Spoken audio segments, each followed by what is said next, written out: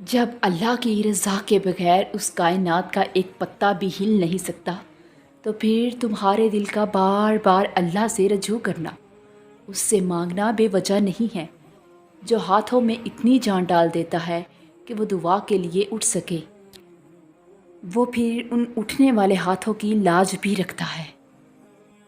اللہ کی محبت اتنی خاص ہے، اگر انسان جائے نماز پر صرف سر جھکا کر بیٹھا رہے، کچھ نہ بھی بولے، تب بھی وہ رب کچھ لمحوں بعد ایسا سکون بندے کے دل میں اتار دیتا ہے کہ لگتا ہے جیسے اس رب نے پریشان دل کو یہ سمجھا دیا ہو کہ میرے بندے نا امید مت ہو، میں ہوں نا، سب ٹھیک کر دوں گا۔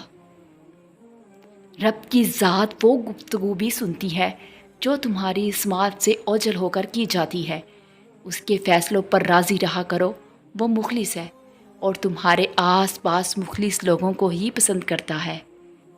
اور کبھی کبھی اللہ ہمیں پریشانیوں میں گھیر کر ہمیں الجھنوں میں رکھتا ہے۔ وہ چاہتا ہے ہم اس کی طرف جائیں، اس کے سامنے گڑ گڑائیں اور اپنے لیے سکون مانگیں۔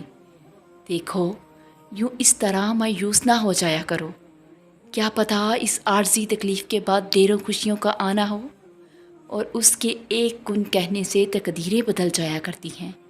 اور جانتے ہو وہ کن کب فرماتا ہے؟ جب تم سب کچھ ناممکن لگنے کے بعد بھی توکل کرتے ہو۔